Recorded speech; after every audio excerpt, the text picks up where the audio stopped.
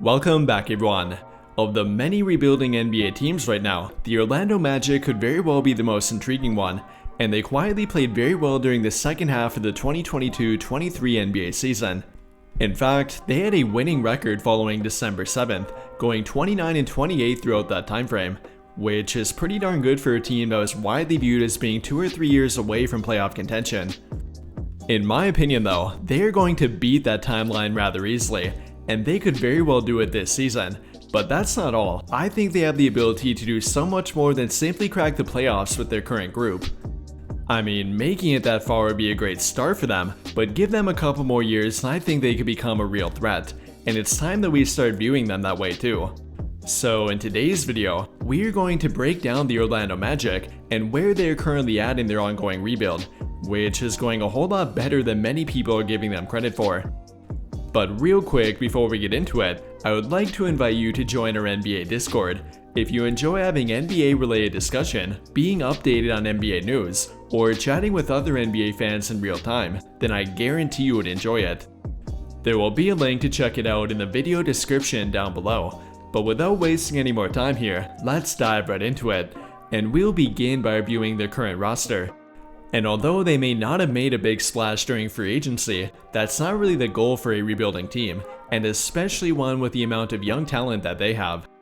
But what they did do is bring back Mo Wagner, along with signing veteran forward Joe Ingles, who will likely serve a veteran leadership role for them, which they really did not have unless you want to count 28-year-old Gary Harris.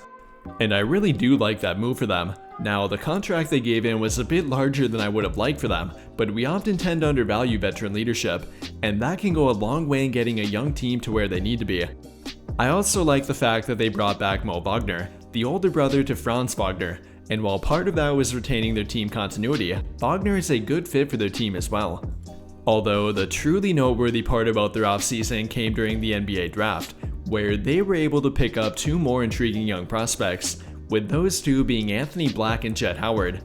Beginning with Anthony Black though, we're talking about a young player that is packed with potential. He is 6'7" with legitimate point guard ability, only further adding to the Magic's very big lineup combinations.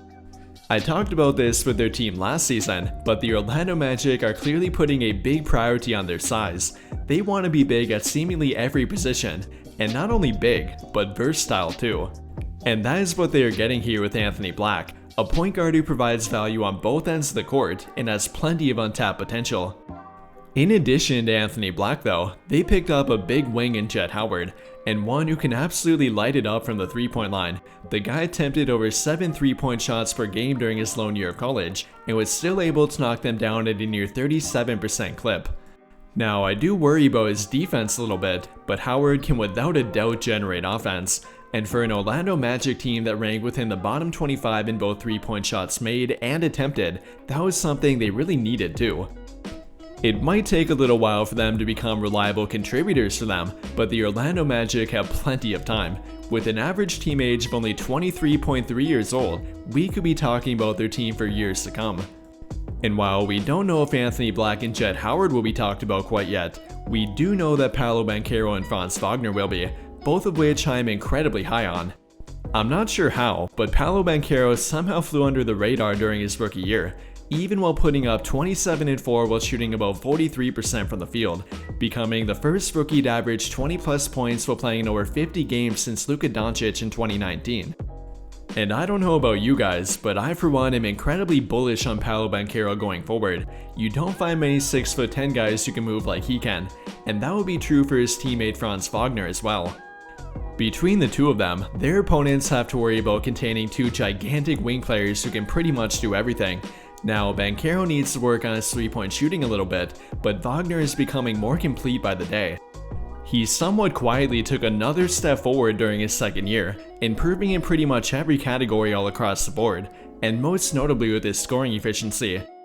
It might not look like much, but he steadily improved both his field goal and 3-point percentage even while attempting more of them per game, and that's where I was really impressed with them. Many people were questioning his ability to become an efficient, high-volume shooter, which he will need to be until Paolo Banchero becomes more of a threat from the 3-point line, and Wagner is able to do that too. Again, he really took a nice little jump on his overall 3-point percentage, and not to mention that he's knocked down corner threes specifically at a 44.7% clip through 2 years now. But in my opinion, what was even more impressive happened to be his ability to fill any role that was required of him. He played both on and off the ball at times throughout last season, doing everything from being their primary point guard at times, to even being an off-ball catch-and-shoot guy for them. I'm really high on Paolo Banchero's outlook, but let's not fail to overlook Franz Wagner here. I for one believe he has star potential, and maybe even superstar kind of potential too. That one might be reaching a little bit, but it really would not shock me. Although it's definitely not only those two alone for them. The Orlando Magic have a surprisingly deep team for a rebuilding franchise. They have great, and arguably even too much talented point guard depth with Markelle Fultz, Cole Anthony, Jalen Suggs, now Anthony Black, reliable wing depth with guys like Gary Harris, and then a reliable big man in Wendell Carter Jr. No matter where you want to look at with their team, they really have talent all across the board.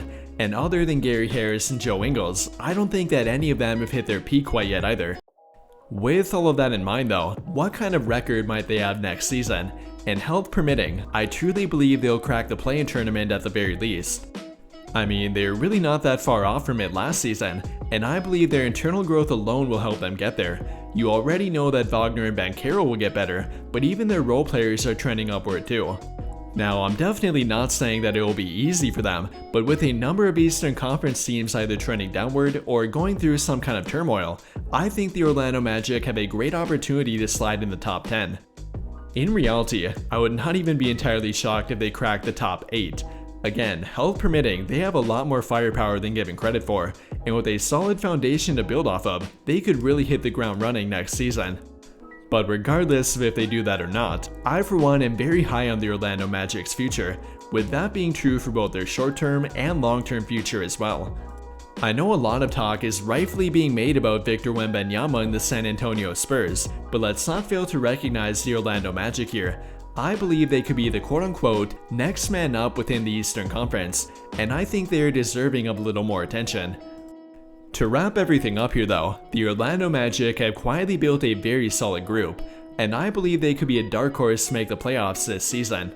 With all of that being said though, what do you guys think? How do you feel about the Orlando Magic's ongoing rebuild? And what do you think their ceiling could be for the upcoming year? Comment your thoughts down below.